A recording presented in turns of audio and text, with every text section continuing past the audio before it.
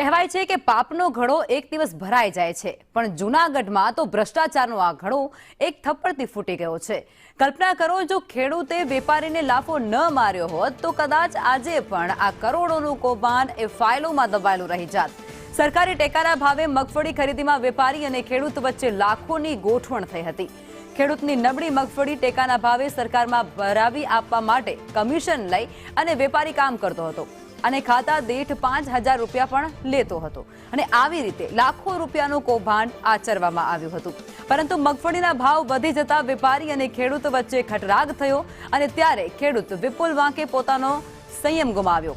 ભેસાણ યાર્ડની અંદર જાહેરમાં ખેડૂતે વેપારી ધવલ ક્યાડાને એવી થપ્પડ ઝીકી કે તેની ગૂંજ સીધી પોલીસ સ્ટેશન સુધી પહોંચી ગઈ।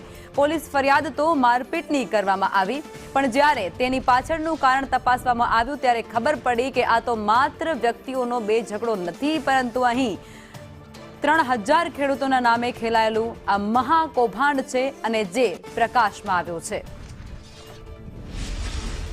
ખેડૂતોને રૂપિયા કે 5,000 રૂપિયા લેખે જે ભાવ હોય માંડવીના મગફળીનો ભાવ એ ખેડૂતના 1,100 રૂપિયા આપે, બાકીના 5,000 રૂપિયાના ખાતાના અલગ આપે, બાકી એના ખાતા એ પાસે લઈ લે પૈસા।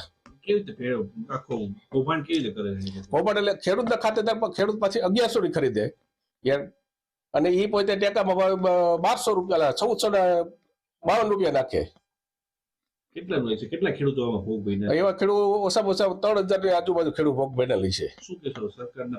સરકારનો પૈસાનો દુરુપયોગ જ થાય છે અને રાત પછી ઈ ચાલે છે, સાંજે પછી ટેકામાં જ્યાં બધા હાલે છે ત્યાં પછી ઈ ચાલે છે બધું। હું ભાગ્યા તરીકે ખેતી કરું છું, વાવું છું।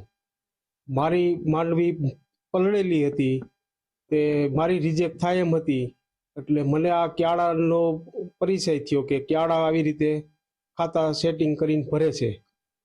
મેં એની 5,000 માં નક્કી કર્યું કે 5,000 અમને આપજો, અમે ભરી દેવું ખાતા તમારા। 3 ખાતાનું નક્કી કર્યું, એમાં 1 ખાતું ભરી દીધું એને। પછી યાર્ડમાં માંડવી થોડીક વધારે ભાવ થતા કે 2 ખાતા હું હવે ભરી ન દઉં। અમે આ વેપારીને રજૂઆત કરવા ગયા, અમારા ખાતા એને આમ લીધા હતા, 5,000 નું સેટિંગ કર્યું એને, એટલે અમે એને રજૂઆત કરવા ગયા ભાઈ અમારે 2 ખાતા લીધા, હજી ખાતો અત્યારે લેવાની વાત છે તું લઈ લે, એટલે એને ના પાડી ને તું કરી ને અમારી ઉપર એને ખોટી ફરિયાદી કરી દીધી। મારા ખાતાનો દુરુપયોગ એને કરેલો છે અને વિપુલભાઈને મને તો પછી ખબર પડી, મારું ખાતું તો વયું ગયું હતું। પછી વિપુલભાઈનો વારો આવ્યો ને ત્યારે એને આવી છેતરપિંડી કરી કે ભાઈ હવે હું તમારું ખાતું નહીં રાખું, માંડવીના ભાવ વધી ગયા એટલે હવે કે હું તમારું સેટિંગ નહીં થાય મારે।